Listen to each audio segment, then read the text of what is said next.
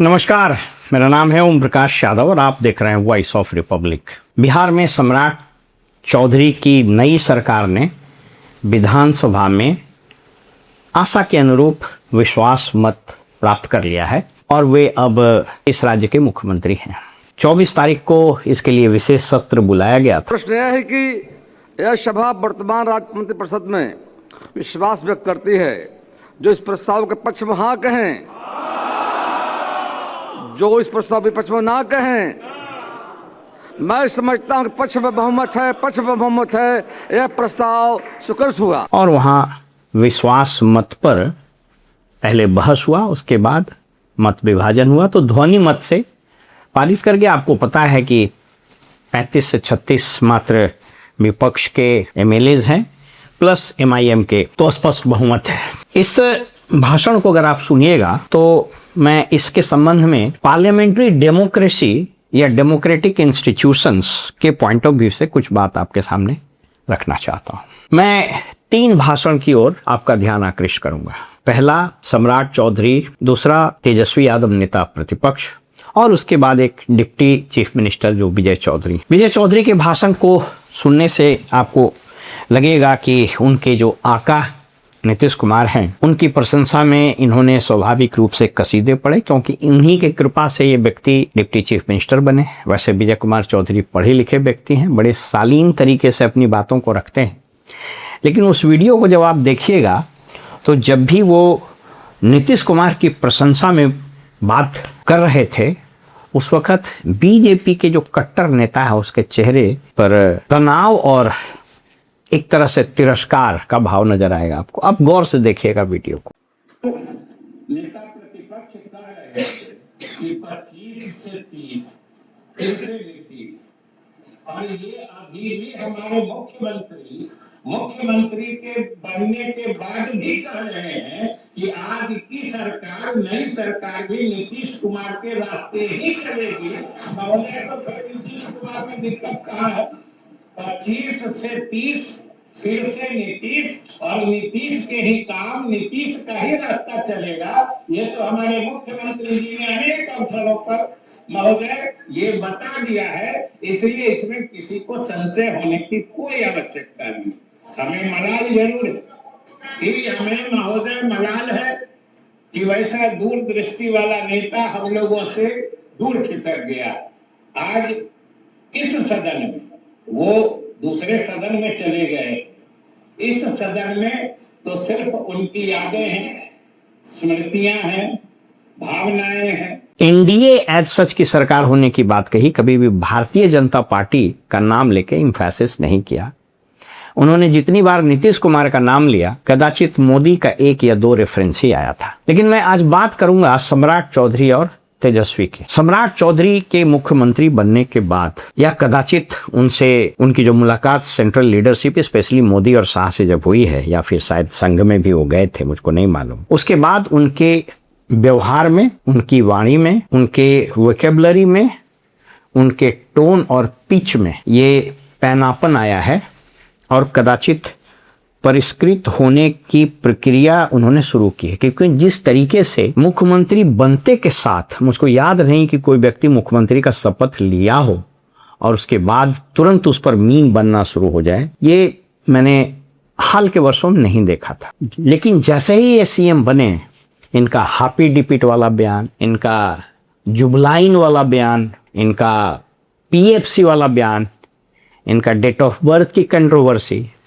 7 हत्या के अभियुक्त हैं, वो वाली बात ये उठनी शुरू हो गई थी। और ये कोई और नहीं, सबसे प्रमुखता से, सबसे प्रखरता से और सबसे प्रभावी ढंग से प्रशांत किशोर ने इसको उठाया था और उठा रहे हैं लगातार। मैं जो बोलता हूँ वो हाफी डिफिट में रहता है, हाफी डिफिट में रहता है। बिहार सरकार को प्लेंटी किया, प्लेंटी किया और प्लेंटी करके। लेकिन इन सभी बातों का जिक्र सम्राट चौधरी ने बड़े तार्किक और प्रभावी ढंग से किया है।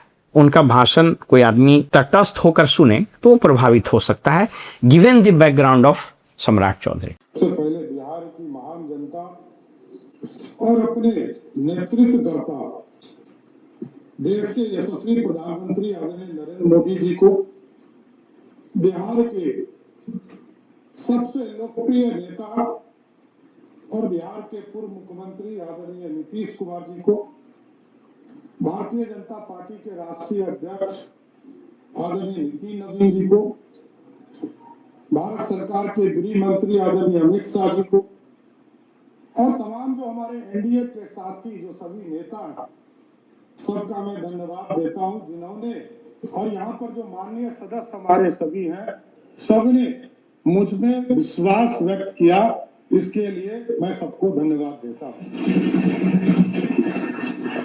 महोदय, आप जानते हैं कि पिछले 20 वर्षों से अधिक समय से बिहार में एनडीए की सरकार चल रही है और एनडीए की सरकार ने लगातार किसानों की चिंता की, मजदूरों की चिंता की। उनकी पूरी बात को 3 भाग में आप बांट सकते हैं। पहला, उन पर लगे परिवारवाद और उन पर लगे आरोपों के जवाब। कैटेगरी 2 में नीतीश कुमार द्वारा किए गए कार्यों की सावधानीपूर्वक प्रशंसा। सावधानीपूर्वक प्रशंसा मैं इसलिए बता रहा हूं कि ये बड़ा रिस्की हो जाता है कई बार, स्पेशली नरेंद्र मोदी और अमित शाह उनके सामने या उनके पास पहुंचने वाले बातों में यदि उनकी प्रशंसा थोड़ी सी कम हुई दिख भी गई तो ये बड़ा खतरनाक हो जाता है। ये लोग तो ऐसे हैं कि कोई सामने आ जाए फोटो लेने के दरमियान तो उसको ठेल कर बाहर कर दिया जाता है। ऐसी तस्वीरें रोज आप देखते होंगे। बहरहाल, तो दूसरी कैटेगरी सम्राट चौधरी की जो थी वो सावधानी पूर्वक बड़े स्ट्रेटेजिक तरीके से he tried to strike a balance between Nitish on the one hand and Modi and Shah on the other as far as their eulogy is concerned। उनकी प्रशंसा का जहाँ तक प्रश्न है, बड़ी सावधानी पूर्वक बड़े सधे हुए तरीके से प्रशंसा की। और तीसरी अच्छी बात, उन्होंने इस भाषण, इस मीटिंग में, इस विश्वास मत के समय अपने दिए जाने वाले भाषण के पूर्व अच्छी तैयारी की थी। उनके पास कागज़ का पुलिंदा था, आंकड़ों का एक अच्छा खासा कलेक्शन था और सबको उन्होंने बड़े आर्टिकुलेट तरीके से रखा है। भविष्य में वो क्या क्या करना चाहते हैं, चाहे वो लॉ एंड ऑर्डर पर हो, क्राइम पर हो। खास करके उन्होंने ब्लॉक, अनुमंडल और थाने की निगरानी की बात सीएमओ से करने की कही है। तो जब वो सीएमओ से कह रहे हैं तो इसका मतलब उस सीएमओ का चेहरा चेंज जरूर होगा, क्योंकि निगरानी तो ये लोग भी कर रहे थे, दीपक कुमार एंड कंपनी। वैसे मेरी जो जानकारी है उसके हिसाब से जब ये मोदी शाह से मिले थे तो वहाँ से बाकायदा इंस्ट्रक्शन मिल गया है इनको कि मुख्यमंत्री सचिवालय के सारे चेहरे बदल दिए जाएं। तो आप देखेंगे कि जैसे चुनाव खत्म होगा बंगाल का, कि दीपक कुमार सहित मुख्य सचिव और मुख्यमंत्री सचिवालय में जितने सचिव और ओएसडी वगैरह हैं ये सब बदल दिए जाएंगे। ये मैं आपको बहुत अपने अनुभव और अपने विश्लेषण के आधार पर बता रहा हूँ, ये बदल जाएगा। वैसे भी मुख्यमंत्री सचिवालय के 2-3 सेक्रेटरी ओएसडी ने सेंट्रल डेपुटेशन की अर्जी लगाई है और वो कदाचित जा भी रहे हैं। तो बहरहाल तीसरा जो उनका कैटेगरी था, तीसरा भाषण का जो पार्ट था वो बड़ा सधा हुआ था, तैयारी से किया हुआ था और आंकड़ों को उन्होंने बड़े लॉजिकली रखा है। इसके ठीक उलट तेजस्वी का भाषण अत्यंत निराशाजनक, बगैर तैयारी किया हुआ और बिल्कुल प्रभाव नहीं छोड़ने वाला था। जिसको बोलते हैं ना, he was not कंस्पिक्वस by his presence in the house.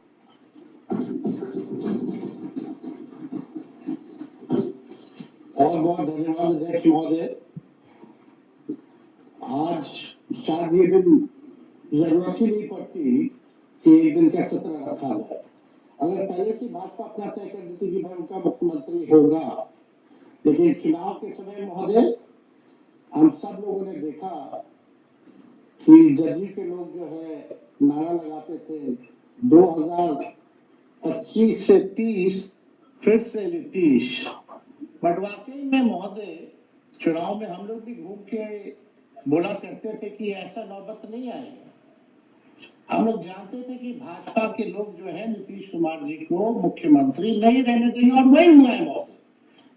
जो 25 से 30 का नारा था, इन्होंने तो नीतीश जी को फिनिश कर दिया महोदय 25 से 30 में। और महोदय ताजुब की बात है ताजुब की बात है कि किसी भी सरकार को विकास कृपया के शांति बनाए रखें। अध्यक्ष महोदय, कृपया शांति बनाए रखें।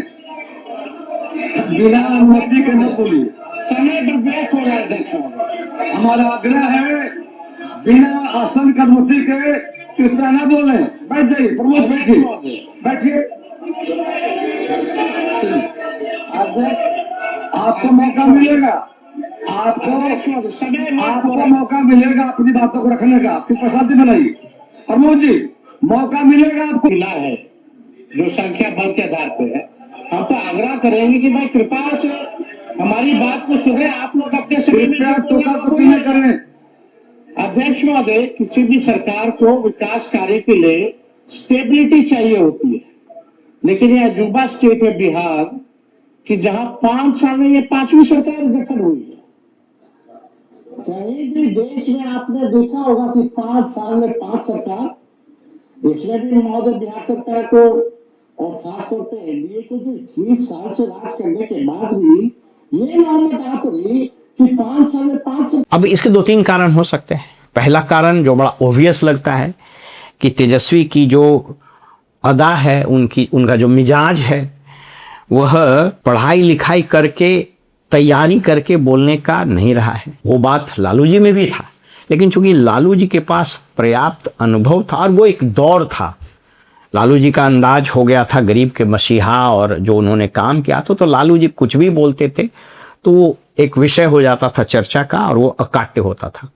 तो तेजस्वी के भाषण में, मैंने सम्राट के बारे में 3 बताया, तो तेजस्वी के भाषण का भी मैं 3 अंश बता देता हूं। पहला, जो पार्लियामेंट्री डेमोक्रेसी का पंचलाइन होता है, वो उसको ये मिस कर गए।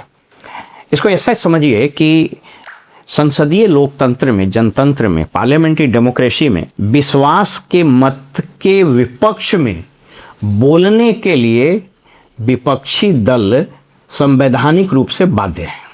क्योंकि यदि आपने सदन में खड़ा होकर यह नहीं कहा कि मैं सरकार द्वारा लाए गए विश्वास मत के विरोध में बोलने के लिए खड़ा हूं, तो इसका मतलब यह हुआ कि आप सत्तारूढ़ दल के हो गए। आप भाषण को पूरा सुन लीजिए तेजस्वी का। इन्होंने कहीं कहा ही नहीं कि मैं वर्तमान सरकार के द्वारा लाए गए विश्वास मत के विरोध में बोलने के लिए खड़ा हूं। विरोध में बोलने के लिए अगर खड़ा नहीं तो इसका मतलब पक्ष में बोलने के लिए खड़ा है, और अगर आप पक्ष में बोलने के लिए खड़ा है तो इसका मतलब आप तो सत्तारूढ़ दल हो गए। तो पहला ब्लंडर जो इन्होंने किया है पॉलिटिकली और पार्लियामेंट्री डेमोक्रेसी के ट्रेडिशन और प्रोसेस के दृष्टिकोण से। दूसरा, इनका भाषण बिल्कुल इनकोहेरेंट था। कोई तैयारी नहीं, कोई आंकड़ा नहीं, कोई दिशा नहीं, क्या बोलना चाह रहे हैं पता नहीं। वही घिसा पिटा बात जो बोला गया सदन में, वह अत्यंत इनके समर्थकों में या इनके एमएलएज में निराशा ही पैदा किया होगा। बल्कि कम समय में ही, लेकिन एमआईएम के जो लीडर हैं अख्तरुल इमान, उन्होंने बड़ा शानदार स्पीच दिया। यद्यपि वो प्रतिपक्ष के नेता नहीं है, हालांकि उनको भी ये बोलना चाहिए था कि मैं विश्वास मत के विरुद्ध में बोल रहा हूं, और ये संसदीय परंपरा है, आपको यह करना पड़ेगा। जैसे कि अगर राष्ट्रपति संसद में या फिर गवर्नर विधानमंडल में भाषण देते हैं, अभिभाषण देते हैं जो सरकार का लिखा हुआ होता है, तो उस पर धन्यवाद प्रस्ताव जो सरकार लाती है, तो उस धन्यवाद प्रस्ताव पर चर्चा प्रारंभ करने के लिए नेता प्रतिपक्ष की एक तरह से संवैधानिक जवाबदेही है, और उनको उस अभिभाषण में संशोधन की बात से ही शुरू करना होता है। इसमें ऐसा कोई नहीं समझे कि हर बात में विरोध कर रहा है, वो एक अलग मुद्दा है। लेकिन जहां तक विश्वास मत का प्रश्न है, जहां तक राज्यपाल या राष्ट्रपति के अभिभाषण का प्रश्न है, उसमें तो आपको विरोध में बोलना ही पड़ेगा। ये आपकी संसदीय डेमोक्रेटिक रिस्पॉन्सिबिलिटीज है, ये आपका दायित्व है। तो दूसरी बात उनके भाषण का यह था कि बिल्कुल अनप्रिपेयर्ड, अनकमिटेड, अनइंटरेस्टिंग और अनकनेक्टेड लग रहा था, कोई कनेक्शन नहीं। और तीसरी और अंतिम बात यह है कि ऐसा प्रतीत हो रहा है हाल के दिनों में कि नेता प्रतिपक्ष के दायित्व से तेजस्वी का मोह भंग हो गया। जैसे लगता है ना कि चलो ठीक है, अब हम बन गए नेता प्रतिपक्ष तो क्या करें, बोलेंगे ही, करेंगे ही। तो ये भारी मन से नेता प्रतिपक्ष के कर्तव्यों के निर्वहन में जो पैनापन का अभाव दिख रहा है, वह इनके राजनीतिक भविष्य पर भी प्रश्न चिन्ह लगाएगा। अब इसके उलट समझ लीजिए, ये भारतीय राजनीति और खास करके इस राज्य की राजनीति का एक अजीब विडंबना है कि जो नेता प्रतिपक्ष विधान सभा में है वह विपक्ष की भूमिका अदा नहीं कर रहा है, और एक व्यक्ति प्रशांत किशोर जो सदन में नहीं है, जिसका एक सदस्य भी सदन में नहीं, जिसको लोगों ने इतना भी वोट नहीं दिया कि वो एक प्रभावी प्रेजेंस बना सके, वह व्यक्ति मुख्य विपक्षी दल की, मुख्य नेता विरोधी दल की भूमिका सदन के बाहर निभा रहा है। इसका मतलब ये है कि जनतंत्र में, लोकतंत्र में, डेमोक्रेसी में कोई भी चीज वैक्यूम में नहीं रहता है। प्रकृति का एक सिद्धांत है, नथिंग एग्जिस्ट्स इन वैक्यूम। तो जहाँ तक प्रजातंत्र, जनतंत्र और बिहार की राजनीति का प्रश्न है, अगर नेता विरोधी दल अनकमिटेड हैं अपने रोल को लेकर, तो याद रखिए कि यह जो वैक्यूम है ये कोई तो आके जरूर भर देगा। और आने वाले समय में मैं देख रहा हूँ कि अगर प्रशांत किशोर ने नेता विरोधी दल या जनसुराज प्रतिपक्ष के रूप में बहुत प्रभावी ढंग से, बहुत ही वैज्ञानिक ढंग से और बहुत ही पार्लियामेंट्री डेमोक्रेटिक तरीके से उभर जाती है, तो किसी को कोई आश्चर्य नहीं होना चाहिए। वक्त यूं ही निकल जाता है। इस सरकार की जितनी नाकामयाबियां, आप सोच करके देखिए कितनी बड़ी विडंबना है। जनता ने जिस पर विश्वास जताया वह व्यक्ति मुख्यमंत्री नहीं है, तो सदन में व्यक्त किए गए ऐसे विश्वास का क्या मतलब है? अगर यह प्रश्न, यह भावना और यह फैक्ट तेजस्वी कन्वे नहीं कर पाए तो इनकी विफलता है। और अगर यह प्रशांत किशोर लगातार लोगों को बता रहे हैं तो ये उनकी सफलता है, चाहे वो सीट आए या ना आए। फिलहाल हमें इजाज़त दीजिए और आप देखते रहिए वॉइस ऑफ रिपब्लिक। नमस्कार।